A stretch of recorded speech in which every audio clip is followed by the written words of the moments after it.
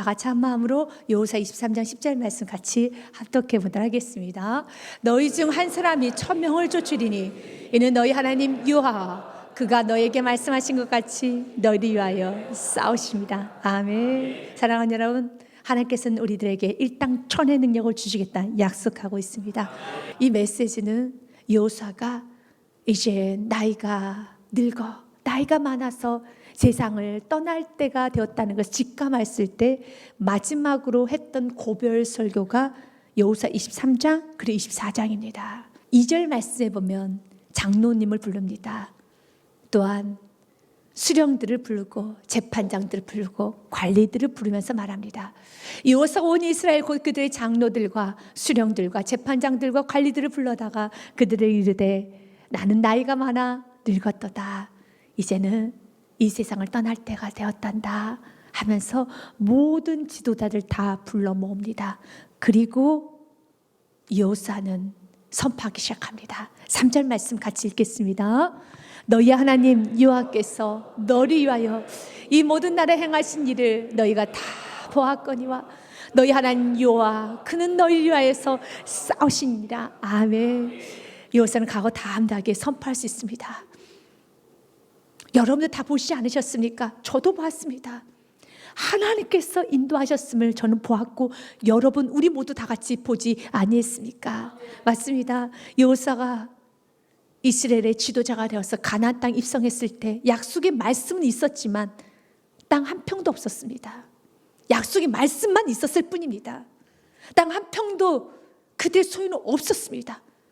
오직 하나님이 주신 약속의 말씀만 있었어요. 여호수아 1장 3절서부터 6절까지 하나님 약속하셨어요. 내가 모세에게 말한 바와 같이 약속한 것 같이 너희 발바닥으로 밟는 것을 모두 내가 너에게 주었노니 4절 말씀에 그 강이야 이 레바논에서 큰 강 그 유브라데강 같이 해초 속에 온 땅과 또 해지는 쪽 대까지 너의 영토가 되리라. 그런데 아직은 그들이 땅 한 평도 그될 것은 아닙니다. 그러나 내가 모세에게 약속했던 것을 너에게 주리니 이 말씀을 붙들고 나아갑니다. 아직 내 손에 잡힌 건 없습니다. 그래서 약속의 말씀 하나만 붙들고 나아갑니다. 5절과 6절 말씀에 내 평생의 능히 너를 대적할 자가 없으리니 내가 모세와 함께 있었던 것 같이 너희와 함께 있을 것입니다. 내가 너를 떠나지도 아니하며 버리지도 아니하리니 6절 말씀 같이 읽습니다. 강하고 담대하라. 너는 내가 그들의 조상에게 맹세하여 그들에게 주리라 한 땅을 이 백성에게 차지하게 하리라. 아멘. 약속의 말씀. 내가 너에게 약속한 이 땅을 이 백성이 차지하게 하리라. 이 약속의 말씀만 있었습니다. 그런데 여호수아가 이제 그 말씀을 순종하며 나아갔더니 뒤를 돌아보니 하나님께서 땅을 다 주셨어요. 그 땅에서 자녀들이 웃고 집을 짓고 각각 집집마다 여러분 연기가 오르고 밥 짓는 소리가 들리는 거예요. 영원히 떠도는 인생만 될 것처럼 느꼈지만 이제는 이스라엘 12지파가 땅 분배를 받았고 그들이 집을 짓고 농사를 하고 밭 짓는 소리가 들리고 자녀들의 웃음소리가 들리는 걸 내 귀에 들리고 내 눈으로 보았다는 겁니다. 그래서 우리가 지금 보고 있지 아니하느냐? 처음에 땅 한 평도 없지 아니했느냐? 그런데 3절 말씀처럼 주께 약속하신 그대로 여호수아 23장 3절 말씀처럼 그 약속하신 말씀 그대로 여호와는 그건 너희를 위하여 싸우신 이시나 23장 4절 말씀까지 보라 내가 요단에서부터 해지는 쪽 대해까지 남아있는 나라들과 이미 멸한 모든 나라를 내가 너희를 위해 제비 뽑아 너희의 지파의 기업이 되게 하였느니라. 다 차지하고 이제 12지파가 여러분 제비 뽑아서 나눠 가졌어요. 이걸 다 보지 아니했느냐? 약속의 말씀 이루어진 것을 보지 아니했느냐? 약속의 말씀 다 이루어집니다. 꽃이 마르고 푸른 시드나 하나님의 말씀은 영원합니다. 6절에 여호수아가 이렇게 말하는 겁니다. 하나님을 가까이 하시고 어떤 상황에서도 좌로나 우로나 치우치지 마시고 여호와의 말씀 다 이루어지니 그 말씀을 지켜 나가시길 바라겠습니다. 같이 읽겠습니다. 시작. 그러므로 너희는 크게 입서 모세 율법책에 기록된 것을 다 지켜 행하라. 그것을 떠나 우로나 좌로나 치우치지 말라. 아멘. 하나님의 말씀은 힘써서 그냥 힘쓰지 마시고 크게 힘쓰십시오. 많이 힘쓰셔야 됩니다.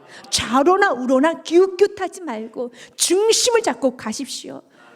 여호수아가 정복전쟁하는 동안에 참 많은 유혹이 있었을 겁니다.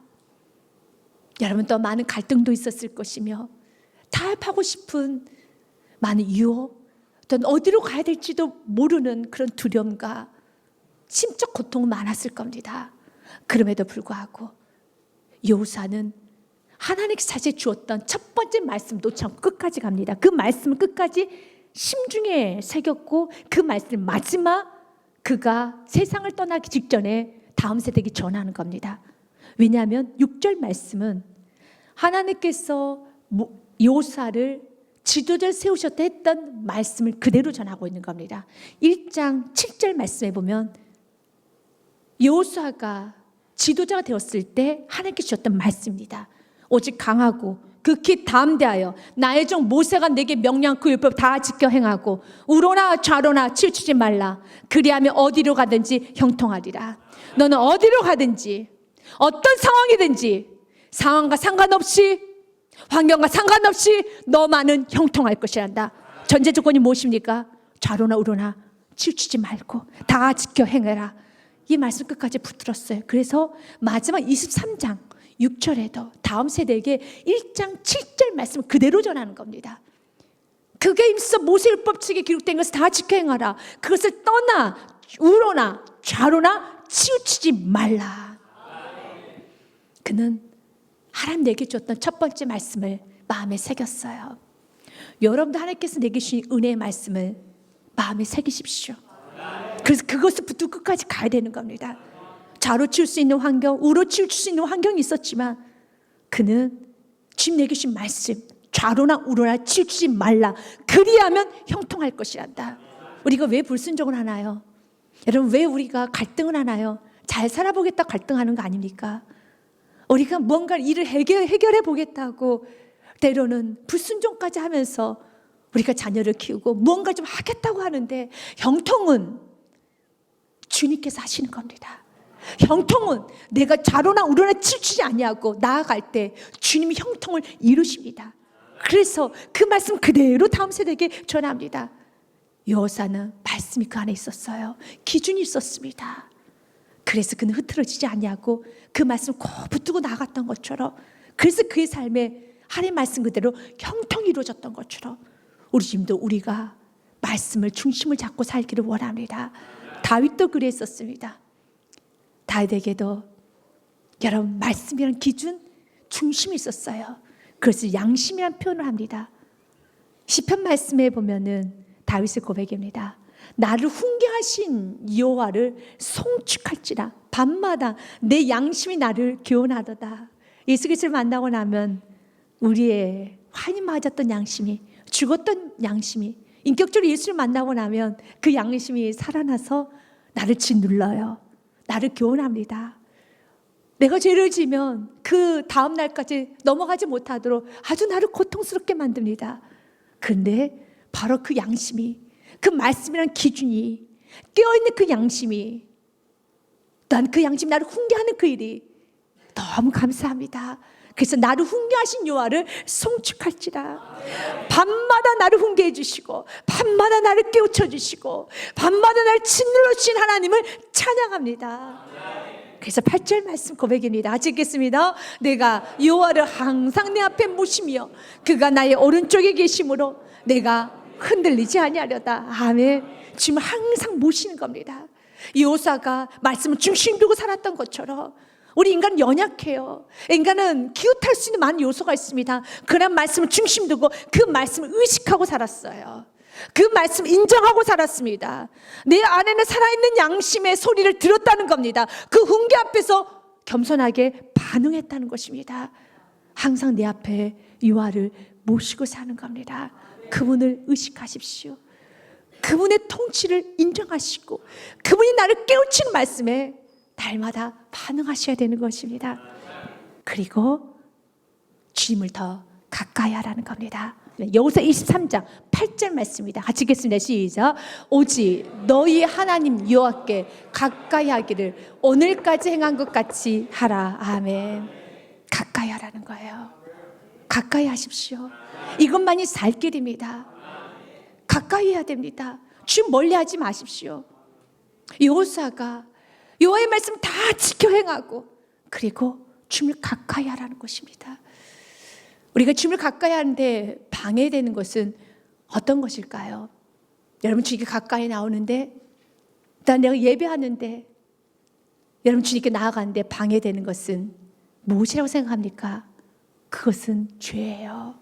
죄가 있으면 주님께 가까이 갈 수가 없어요.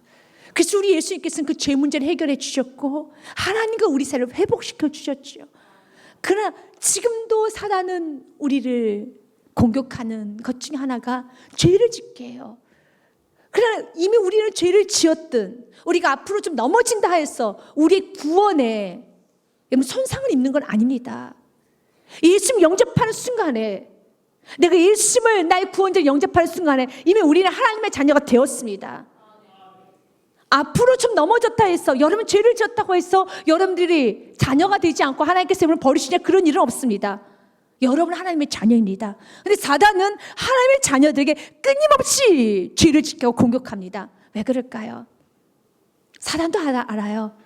그들이 지옥 가게 되지 않을 줄 압니다. 그러나 사단은 지옥 가게 되지 않을 줄은 알지만 너가 지옥 같은 삶을 살기를 바라는 게 사단이죠. 마지막까지 사단은 우리가 무너지고 비패하게 사는 걸 사단은 원해요.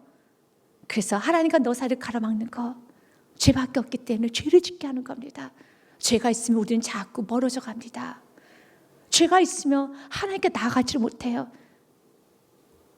사단은 하나님이 우리와 밀착하는 것을 너무 싫어하기 때문에 끊임없이 죄를 짓게 합니다. 이사야서 55장 말씀에 보면 너와 나 사이에 죄악의 담이 있다는 말을 합니다. 이사야서 59장 1절 말씀에 같이 읽겠습니다. 여호와의 손이 짧아 구원하지 못하심도 아니요 귀가 둔하여 듣지 못하심도 아니라 2절 말씀까지 같이 읽습니다. 오직 너희 죄악이 너희와 너희 하나님이 사이를 갈라놓았고 너희 죄가 그의 얼굴을 가리어서 너희에게서 듣지 않으시게 함이니라. 아멘. 우리 주님께서는 갈라놓으셨어요. 죄악의 담이 하나님과 우리 사이가 갈라지는 겁니다. 죄악의 담은 하나님과 우리 사이를 선하게 합니다. 죄악의 담은 하나님과 우리 사이를 완전히 갈라놓습니다. 그래서 우리 여호수아가 주님께 가까이 하라 이 말은 무엇입니까? 죄 짓지 말라는 거예요. 죄 지으면은 너희 사랑하는 당신들이 사랑하는 하나님을 당신들이 떠날 수밖에 없습니다. 죄 짓지 마십시오 하는 말입니다. 우리 주님께서는 우리가 있는 모습 그대로 돌아오기 원합니다. 죄를 지었습니까? 넘어지셨습니까? 돌아오십시오. 회개를 하십시오. 회개를 해야지만 다시 한번 주님의 관계가 온전히 회복되는 겁니다. 그러면서 주님께서는 귀한 말씀을 이사야서의 말씀에 보면 한 번 더 선포합니다. 여호와께서 말씀하시되 오라 우리가 서로 변론하자. 너희의 죄가 주홍 같을지라도 눈과 같이 이어질 것이요 진홍같이 붉을지라도 양털처럼 희게 되리라. 믿으시니까 어떤 죄도 지금은 다 용서하여 주십니다. 그리고 19절 말씀 우리가 살아야 되는 삶이죠. 같이 읽겠습니다. 너희가 즐겨 순종하면 땅에 아름다운 소산을 먹을 것이요. 아멘. 이 모든 축복을 누릴 수 있는 것은 즐겨 순종하는 것입니다. 우리 지금 오늘 우리가 주께 가까이 가기를 원합니다. 즐겨 순종하기를 원합니다. 시편 말씀 73편 28절 말씀에도 지금 우리에게 말합니다. 하나님께 가까이 함이 내게 복이라. 내가 주 여호와를 나의避難처로 삼아 주의 모든 행적을 전파하리라. 아멘. 주께 가까이 하는 것이 복입니다. 그러면서 주님을 가까이 하는 그 죄의 부분을 주님께 날마다 내어놓으면서 우리 지금 우리가 죄 자리에 머물러 있기를 원하지 않습니다. 우리 같이 읽었던 여호수아 23장 7절 말씀에 보면 여호수아가 구체적으로 말합니다. 너희 중에 남아있는 이 민족들 중에 들어가지 말라. 그들의 신들 이름도 부르지 말라. 그것들을 가리켜 맹세하지도 말라. 또 그것을 섬겨서 그것들에게 절하지도 말라. 교제하지 말라는 겁니다. 관계하지 말라는 겁니다. 호기심도 갖지 말고 이름도 부르지 말라는 것입니다. 맞습니다. 데살로니가 전서 말씀해 보면 악의 모양도 버리라고 말하고 됐어요. 같이 읽겠습니다. 악은 어떤 모양이라도 버리라. 모양도 따라하지 마십시오. 호기심 장난삼아도 악은 따라하는 게 아닙니다. 우리 그리스도인답게 살아야 되는 겁니다. 그리스도인은 거룩하게 살아야 합니다. 흠없이 살아야 되는 것입니다. 그래서 23절 말씀에 같이 읽습니다. 평강의 하나님이 친히 너희를 온전히 거룩하게 하시고 또 너희의 온 영과 혼과 몸이 우리 주 예수 그리스도께서 강림하실 때 흠없게 보존되길 원하노라. 아멘. 우리 영, 혼, 육이 흠없이 보존돼야 됩니다. 우리가 넘어졌다고 해서 주님께서 우리 버리시냐? 그렇지 않습니다. 그러나 우리가 넘어지면, 죄를 지으면 하나님과 우리 사이가 소원해져요. 하나님과 우리 사이에 틈이 생기는 겁니다. 틈이 생기면 하나님은 공급을 받지 못합니다. 우리는 충만한 생활을 하지 못합니다. 그럼 우리의 영혼은 피폐해질 수밖에 없어요. 그래서 우리 주님께서는 여호수아를 통해서 우리에게 전하는 건, 난 너희들이 행복하기를 원한다. 난 너희들이 누리기를 원한다. 누리고 행복하고 멋지게 살기 원합니까? 주님께 가까이 하십시오. 물고기가 물속에 있어야지 가장 행복한 것처럼, 물속에 습기가 많고 축축하다 해서 물 밖으로 나오면 죽어요. 피폐해지는 겁니다. 거기서 살려고 여러분 바둥바둥 하여도 결국은 죽습니다. 그게 물고기라면. 세상 사람들은 땅에 살아도 아무렇지 않아요. 여러분, 세상의 사람들은 죄 짓고 살아도 아무렇지도 않습니다. 괜찮아요. 그대 영혼 육이 피폐해진다는 느낌을 받지 못해. 그러나 그리스도인은 마치 우리는 물고기와 같아서 우리들은 은혜 바다에서 살아야 돼요. 믿음의 바다에서 살아야 되는 겁니다. 우리는 사는 여러분 생각과 사는 행동과 가치관과 모든 태도가 다 다릅니다. 세상의 사람들은 말씀대로 안 살아도 아무렇지 않아요. 이미 예수님을 만난 예수의 영이 있는 사람은 그렇게 살면 고통스러워 못 살아요. 우린 주님 안에 살아야 돼요. 그러면서 두 번째로 하나님을 사랑하십시오라는 말을 전합니다. 이것이 11절 말씀에 있습니다. 같이 읽겠습니다. 그러므로 스스로 조심하여 너희 하나님 여호와를 사랑하라. 아멘. 스스로 조심하십시오. 주님을 사랑하는데 방해되는 것을 버리시길 바라겠습니다. 매튜 헨리가 스스로 조심하여 너희 하나님 여호와를 사랑하라라는 이 말을 이렇게 해석을 합니다. 그러므로 조심하라. 스스로 조심하라. 너희 영혼을 조심하라. 다시 말해서 속사람을 죄의 오염으로부터 깨끗하게 지키고 또 하나님을 섬기는 일에 더욱 창념하도록 하라. 맞습니다. 스스로 조심하셔야 돼요. 그렇지 아니하면 우리는 말씀을 지키는데 굉장한 어려움을 겪게 됩니다. 사랑하면은 상대방을 맞추는 게 힘들지가 않아요. 오히려 맞추고 싶고 도와주고 싶고 상대방이 원하는 대로 살아가고 싶은 그런 마음이 듭니다. 사랑의 관계가 되면 굉장히 쉽지요. 그러나 사랑의 관계가 되지 아니하고 머리는 의무적으로 나는 상대방과 같이 살아야 되기 때문에 내가 머리로만 알고 있다라면 상대방이 맞추는 게 굉장히 힘이 들어요. 그냥 나는 지식적으로 같이 살아야 되니까 도와주는 것뿐이고 맞춰주는 것뿐이지 굉장히 힘이 들겠죠. 그래서 사랑하면 달라요. 사랑하면 맞추는 건 쉬워집니다. 우리가 주님을 사랑하기 시작하면 주님의 뜻대로 사는 건 너무 쉬워요. 행복합니다. 그래서 요한 1서 말씀에 보면 하나님을 사랑하는 자 말씀 지키게 되어 있고 또한 말씀을 지키는 것은 쉽다라는 말씀이 있어요. 같이 5장 3절 말씀 읽겠습니다. 하나님을 사랑하는 것은 이것이니 우리가 그의 계명들을 지키는 것이라. 그의 계명들은 무거운 것이 아니로다. 아멘. 계명이 무겁지 않게 되려면 주님을 사랑하셔야 돼요. 주님을 사랑하게 되면 계명이 하나도 무겁지 않습니다. 다윗은 주님 말씀대로 사는 거, 즉 예배하고 찬양하고 사는 게 무겁지 않았어요. 그는 너무 좋아했습니다. 그래서 주님을 찬양할 때 옷이 벗어진 줄도 모르고 주님을 찬양했으며 주께 예배하는 시간이 최고였기 때문에 이런 고백을 합니다. 주님, 저는 궁전에 있는 것보다 성전에 문지기도 좋사오니 저는 성전에 있는 게 너무 좋습니다. 그렇게 고백을 합니다. 그랬던 다윗이 죄를 짓고 난 후에는 예배하는 게 무거워져요. 찬양하는 게 무거워집니다. 그래서 밧세바의 죄를 짓고 난 후 그 시기에는 단 한 편의 시를 짓지를 못합니다. 그래서 시편의 시가 없어요. 그러나 하나님께서 은혜와 궁유를 베풀어 주시사 다윗을 회개할 수 있도록 하나님께서 은총을 베풀어 주셨습니다. 그가 주님 앞에 여러분 울며 회개하면서 지었던 시가 시편 51편의 시입니다. 그때 이런 고백을 합니다. 같이 읽겠습니다. 주의 구원의 즐거움을 내게 회복시켜 주시고 자원하는 심령을 주사 나를 붙드소서. 아멘. 다윗은 죄를 짓고 난 후에도 예배 자리 떠나지는 않았습니다. 그리고 기도도 했습니다. 주님을 의지했습니다. 그런데 힘들어요. 예배하는 것도 힘들고 주님을 의지하는 것도 힘들고 찬양이 터져 나오지를 못합니다. 기도가 터져 나오지 못합니다. 예배의 감격이 사라지기 시작합니다. 그런데 그가 회개하고 나서 가장 먼저 주께 구했던 것은 주님 나에게 구원의 즐거움 회복시켜 주옵소서. 내게 자원하는 심령을 넘치게 주시옵소서. 다시 마음 안에 불이 뜨시 일어납니다. 주님 그때 내가 구원의 즐거움 가운데 충만해서 주님을 찬양했던 시간, 환경은 어려웠었지만 정말 주님을 뜨겁게 찬양하며 뜨겁게 예배했던 그 시간, 다시 그 시간 회복시켜 주시다 나의 심령이 자원하는 심령 되기 원합니다. 예배가 너무 드리고 싶고 찬양을 너무 하고 싶고 드려도 주님을 더 섬기고 싶은 그 자원하는 마음을 내게 주시옵소서.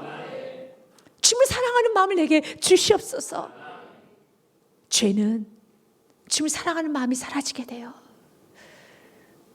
그렇다 해서 우리가 죄를 짓고 넘어졌다고 해서 여러분 주님을 부인하고 떠나고 모른다 대적하고 그럴 수 있습니까? 그럴 수는 없죠. 이미 은혜를 받았는데요. 이미 주님의 살아계심을 체험했는데 어떤 누가 주님을 대적하고 난 주님 안 믿을 겁니다 라고 말씀하신 분이 있겠습니까? 그러지는 못하죠. 그러나 자원하는 마음이 없기 때문에 말씀은 다 무거울 수밖에 없고 말씀 지킬 수가 없어요. 그래서 여호사가 말하는 겁니다. 주님을 사랑하십시오. 주님을 사랑하는데 방해되는 것들을 버리시길 바라겠습니다. 의인은 넘어지지 않는 자가 의인이 아닙니다. 의인은 말씀의 기준이 있어서 다시 일어서서 돌아오는 자가 의인입니다. 잠언 24장 16절 말씀은 우리 한번 같이 믿음으로 선포하겠습니다. 되죠? 의인은 7번을 넘어질지라도 다시 일어나려니와 악인은 재앙으로 말미암아 엎드러지느니라. 아멘. 하나님 오늘도 저와 여러분 이렇게 살기를 원합니다. 주님을 사랑하고 주께 가까이 가고 주의 말씀에 좌로나 취지하냐고 그걸 다 지켜 행하는 데 있어서 힘쓰기 원합니다. 애쓰기 원합니다. 그래 힘쓰고 애쓰는 것은 우리가 율법적으로 억지로가 아니라 주님이 너무 좋아서 주님 너무 사랑해서 주님이 기쁨 되고 싶어서 마치 사도 바울이 예수 그리스도를 만나고 난 후에 주님이 기쁨이 되고 싶어서 주님 원하시는 삶을 살고 싶어서 이제 순종을 하느냐 하지 않느냐가 고민되는 것이 아니라 당연히 순종을 하고 싶습니다. 그러나 순종을 제대로 하고 싶습니다. 당신 원하는 수준만큼 순종을 하고 싶습니다 라는 그런 마음이 넘치는 거예요. 그래서 이렇게 고백합니다. 이제 난 당신의 종이 되고 싶습니다. 난 즐겁게 당신의 사랑의 종이 되고 싶습니다. 로마서 1장 1절 말씀에 보면 나 바울에 대해서 예수 그리스도의 종 바울은이라고 선포합니다. 난 주님의 종이 되고 싶습니다. 우리 모두의 고백이죠. 여러분 이제 순종을 하겠습니다 하지 않겠어요? 순종을 하느냐 하지 않느냐 갈등하고 고민하는 성도가 아니라 여기 계신 모든 성도님들은 순종하는 건 당연한 것입니다. 그러나 나는 순종을 하되 온전히 하기 원합니다. 완벽하게 하기 원합니다. 나는 너무 우둔하니 난 너무 부족하니 순종을 하고는 싶은데 지금 제대로 제가 순종하는 게 맞은가요? 날마다 주님의 애통하면서 주님 순종 당신 원하는 수준만큼 순종하기 원하오니 주님 나에게 능력 부어 주시옵소서. 이렇게 주님을 사랑하는 자에게 주님은 11절 말씀을 주시는 거예요. 이렇게 주님을 사랑하는 자에게 10절의 말씀 축복을 주시는 겁니다. 10절 말씀 축복이 무엇입니까? 일당 천의 능력. 내가 너를 위해서 대신 싸우리라. 주님을 사랑하는 자에게 능력을 부어주십니다. 그래서 10절과 11절은 이어지는 말씀이에요. 너희 중 한 사람의 1000명을 쫓으리니 믿으십니까? 이는 너희 하나님 여호와가 그가 너에게 말씀하신 것 같이 너를 위하여 싸우십니다. 그럼 우리가 무엇 해야 됩니까? 11절 말씀 같이 읽습니다. 그러므로 스스로 조심하여 너희 하나님 여호와를 사랑하라. 아멘. 주님을 사랑하는 자에게 주님 약속합니다. 일당 천의 능력을 주리라. 주님을 사랑하는 자에게 내가 대신 너희를 위하여서 싸우리라. 그리고 하나님을 사랑하는 자는 이렇게 고백하게 되어 있습니다. 세상이 나를 어찌하리요. 주님이 나와 함께 하신데, 주님이 나를 받쳐주신데 세상이 나를 어찌하리요. 히브리서 13장 6절 말씀 같이 읽겠습니다. 그러므로 우리가 담대히 말하되 주는 나를 돕는 이시니 내가 무서워하지 아니하겠노라. 사람이 내게 어찌하리요. 아멘. 무서워하지 않습니다. 주님을 사랑하는 자는 이제 세상을 무서워하지 않습니다. 여러분, 여기서 돕는 이가 참 재미있는 여러분 의미를 갖고 있습니다. 이제 돕는 이라는 것을 헬라어로 보면 보에토스라고 되어 있어요. 이 보에토스는 보에라 토스라는 단어가 합쳐진 합성어입니다. 보에는 외침, 외치다. 토테오는 달리다는 뜻을 갖고 있습니다. 그래서 우리 주님께서 우리를 도와주는데 소리치면서 달려온다는 겁니다. 마치 내가 간다 하는 것처럼요. 주님을 사랑하는 자에게 내가 간다, 내가 간다, 내가 간다, 내가 너를 위해서 대신 싸우리라. 약함이 깨달아졌습니까? 부족함이 깨달았습니까? 땅 한 평도 없습니까?